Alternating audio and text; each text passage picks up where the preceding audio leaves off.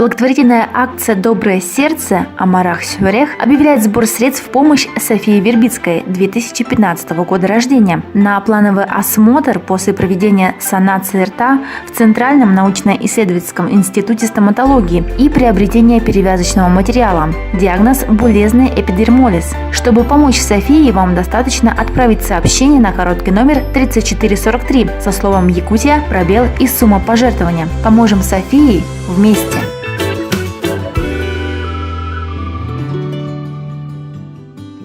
В Якутске прошел солнечный день в честь Международного дня информирования о людях с синдромом Дауна. Уже 3 года Якутск участвует в поддержке семей, воспитывающих детей с солнечным диагнозом. Организаторами солнечного дня в Якутске является региональная общественная организация Союза родителей детей с синдромом Дауна «Солнышки Якутии» по Республике Саха-Якутия совместно с благотворительным фондом Харысхал. Сегодняшний день проходит на позитиве. В общем, мы очень рады, что мы вышли в люди. И без стеснения можем говорить о нашем диагнозе, да? Но это надо принять ребенка, каким он родился, да? И общество со временем это примет, да?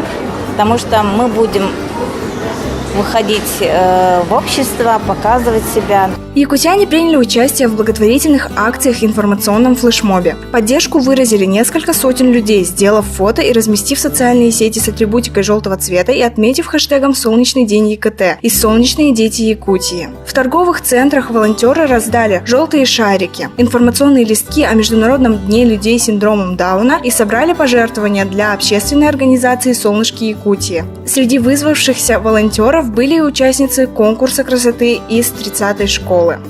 Сегодня мы помогаем фонду Харысхал продавать шарики к акции Всемирного дня детей с синдромом Дауна.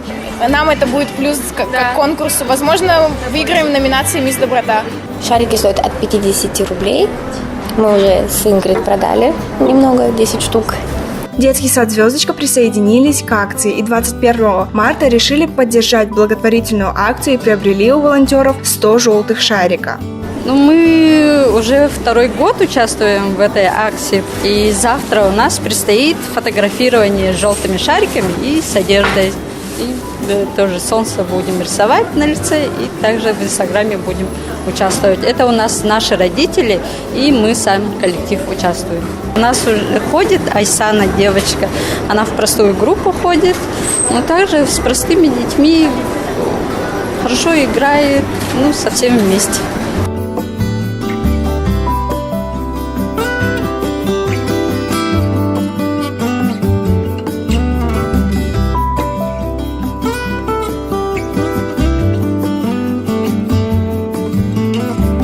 Все собранные средства в этот день направят на организацию летнего досуга солнечных детей. Солнечный день позволил семьям, воспитывающих детей с синдромом Дауна, показать жителям города Якутска, что все мы разные, но все мы равные.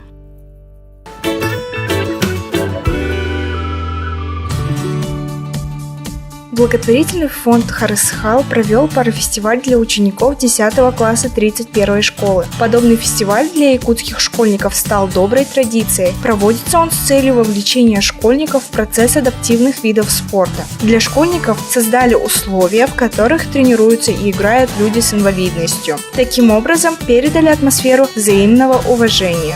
Наш парафестиваль, нам кажется, прошел очень весело, активно. Школьники нас поддерживали, с интересом принимали участие в наших станциях. Этим парафестивалем мы хотели показать, что мы все совершенно разные, но несмотря на свои особенности, на свои какие-то потребности, мы можем вместе заниматься спортом. Спорт, который адаптирован не только для людей с инвалидностью, но и людей без инвалидности. Участников разделили на 3 команды, чтобы они могли попробовать себя во всех играх. На фестивале провели такие виды параспорта, как бочче, голбол, футбол для слабовидящих и незрячих людей. У каждой игры были кураторы, которые рассказывали о правилах игры.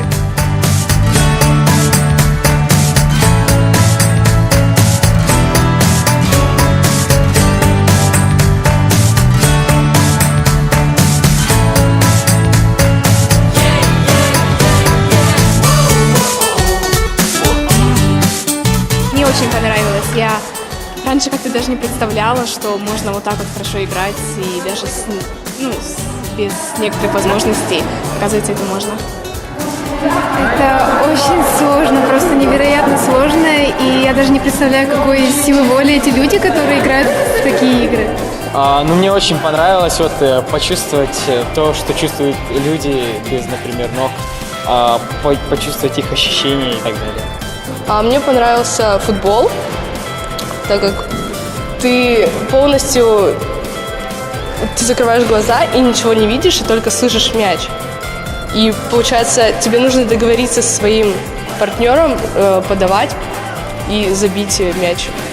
Парафестиваль состоялся благодаря грантовой поддержке молодежного форума «Синергия Севера». Парафестивали помогают школьникам увидеть в людях с инвалидностью не только объект социальной помощи, а что-то больше обыденных стандартов, для того, чтобы помочь преодолеть им социальную изоляцию. Мероприятие направлено на развитие инклюзивной культуры в Якутии, а также пропаганде здорового образа жизни.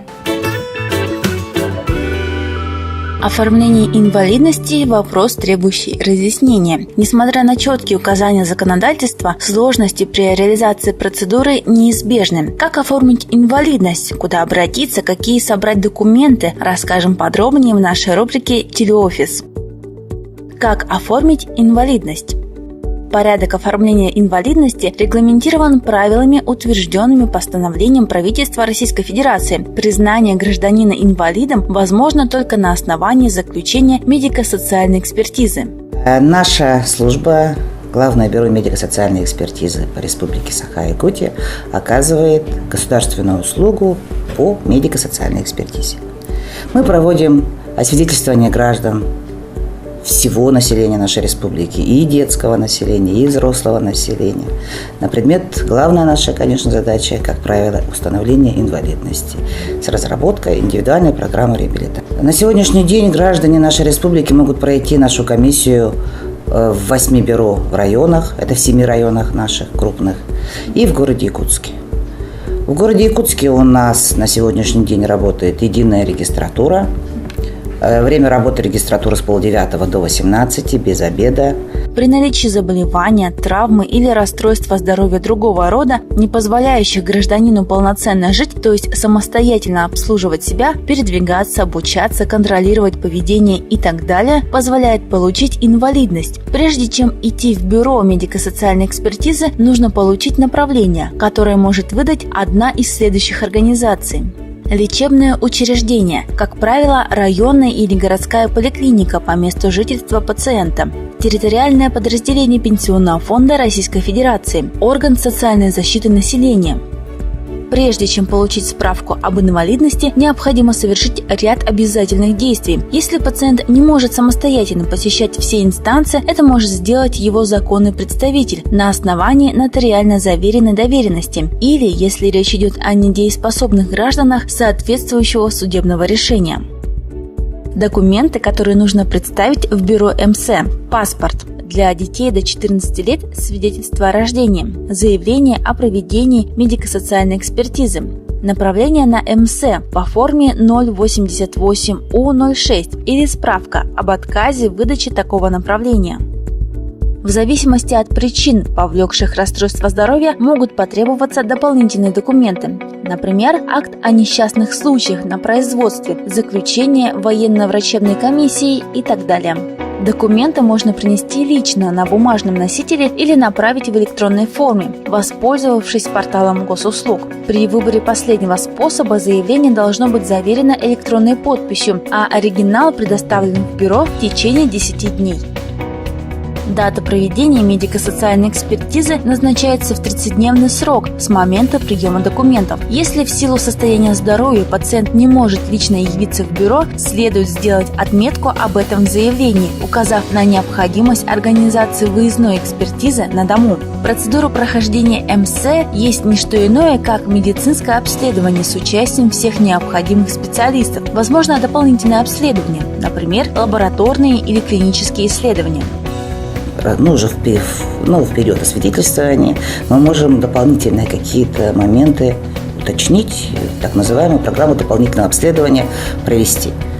Но это проходит у нас желание гражданина, может отказаться от этого. Часто это бывают инструментальные какие-то обследования, часто это бывают консультации узких специалистов. Результат медико-социальной экспертизы предполагает два варианта. Первый – признание инвалидом с выдачей справки, в которой будут указаны группа инвалидности, основания ее присвоения и дата проведения следующей медико-социальной экспертизы. Второй вариант – отказ в признании статуса инвалидности. По желанию пациента может быть предоставлена справка о результатах медико-социальной экспертизы. Сроки инвалидности у нас строго определены нормативным документом, это может быть 1 год. Это может быть и бессрочно пожизненно, есть промежуточные сроки в зависимости от течения заболевания, тяжести заболевания и самого заболевания. Помимо группы инвалидности и индивидуальной программы реабилитации есть такие моменты, как получение знака «инвалид» появилось в 2018 году. Сейчас очень много заявлений от граждан. У нас есть такие функции, как установление утраты профессиональной трудоспособности. Это у пострадавших граждан, которые получили труд-увечья на производстве или заработали профзаболевания. Также у нас есть возможность разработать индивидуальную программу реабилитации и программу реабилитации пострадавшего. Если у вас еще остались вопросы по оформлению инвалидности, вы можете задать свои вопросы по горячей линии Главного бюро медико-социальной экспертизы по Республике Саха-Якутия по телефону 45 05 08.